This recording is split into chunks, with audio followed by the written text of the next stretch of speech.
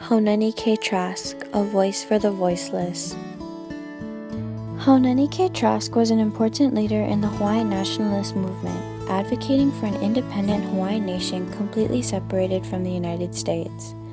Although retired from these positions now, her role as a nationalist was supported by her professional life as a professor at the University of Hawaii at Manoa and a published author and poet.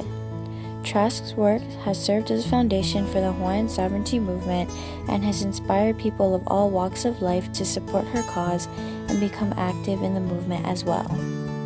In response to the plight of Native Hawaiians primarily beginning in the early 1980s in numbers, health, and rights, Haunani K. Trask took a stand against America's, quote, illegal occupation of Hawaii and became a key leader in the Hawaiian nationalist movement, advocating for Hawaiian independence, deportation of non-Hawaiians, and the return of land rights to Native populations.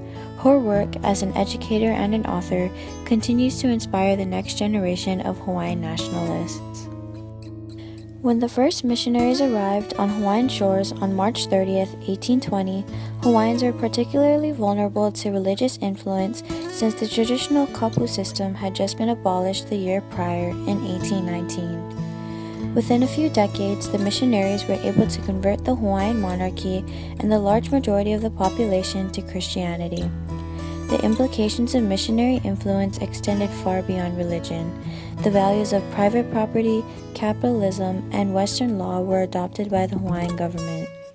Intended to have a positive effect, these new systems, instead, often brought challenges to established lifestyles and resulted in the loss of land for many Hawaiians. In addition, cultural practices were viewed by missionaries as uncivilized, so traditional practices like hula and education through the Hawaiian language was legally banned. These sufferings culminated to the overthrow of the Hawaiian kingdom on January 17, 1893. Threatened with guns and military presence, Queen Liliuokalani surrendered the Hawaiian kingdom to the Committee of Safety, a small group of wealthy non-native businessmen headed by Lawrence Thurston. Despite the diplomatic resistance that would follow, as Queen Liliuokalani would not tolerate any bloodshed, the voices of the Hawaiian people who sought justice went unheard. After decades as the Republic of Hawaii under President Sanford B. Dole, who was elected by the party that overthrew the monarchy, Hawaii received statehood on August 21, 1959, becoming the 50th state of America.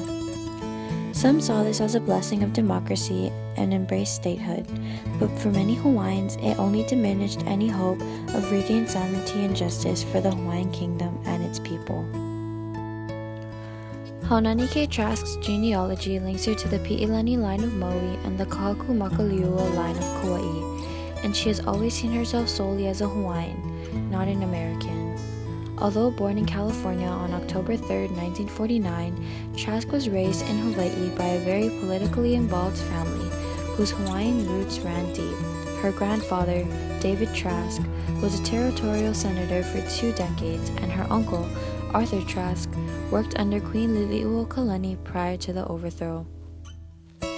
Although Trask attended St. Anne's Elementary and Middle and Kamehameha High School, she said she, quote, learned nothing about her native past, and the movement against the Americans, and specifically against annexation, was never ever mentioned, let alone studied in school. After high school, she pursued her bachelor's degree, later her master's and PhD in political science at the University of Wisconsin-Madison. It wasn't until after she finished high school and college that she began to unearth her past, and after learning the struggle of her ancestors, she began to take action. In 1984, Trask traveled to Strasbourg in the European Parliament to represent Hawaiians at the UN Working Group on Indigenous Populations as a member of the International Indian Treaty Council. Trask also attended the 2001 World Conference Against Racism, Racial Discrimination, Xenophobia, and Related Intolerance in South Africa with the Fisk University Race Relations Institute. She saw it as a, quote, a good example of people's movements linking up. Haunani K. Trask and her colleagues and supporters felt action was necessary to achieve justice for Hawaiians who had long been oppressed by foreign powers, actively protesting against the American American government in the 1980s and 1990s. Her work is often recognized and cited in Indigenous struggles across the world today. One of the first ways she pricked the Hawaiian consciousness was through public protest. Haunani-Kay Trask participated and spoke in many protests that dealt with the injustice towards Hawaiians, often speaking harshly and deliberately. Trask also helped found and lead Kalahui Hawaii, the largest sovereignty organization in Hawaii, with her sister Mililani Trask.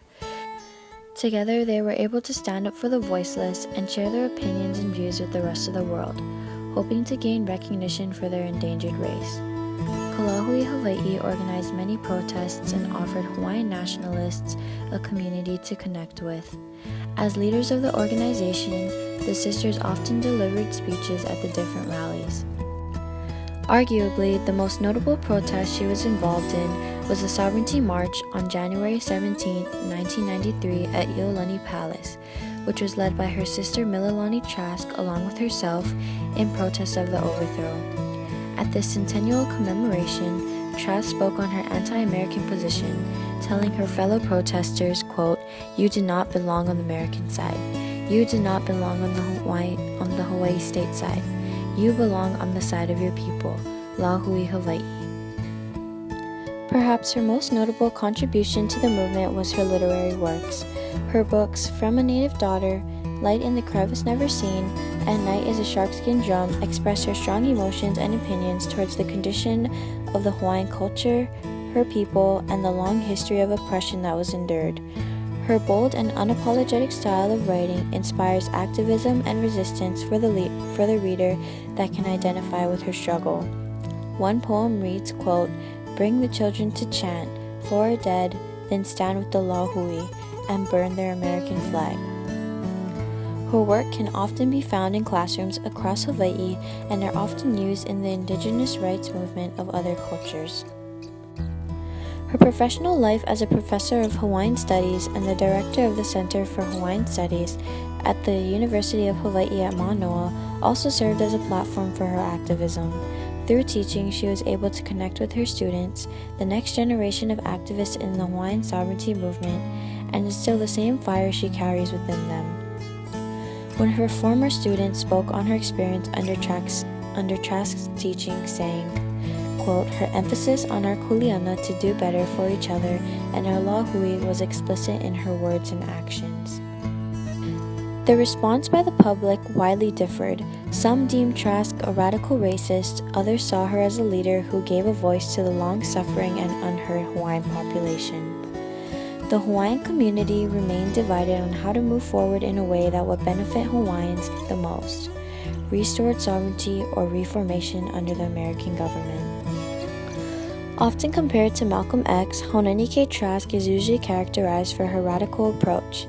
Images of her leading a crowd and chanting, quote, "We are not American," comes to mind. We are not American. We will die as Hawaiians. We will never be Americans. As Haunani-Kay Trask gradually becomes inactive in her activism, her influence in the Hawaiian sovereignty movement became confined mainly within the sphere of her teaching at the University of Hawaii and Manoa and her legacy of published works. Educating the children of Hawaii while striving for Hawaiian independence is so important. She is a voice for the voiceless, forever willing to represent her people and culture, no matter what it takes.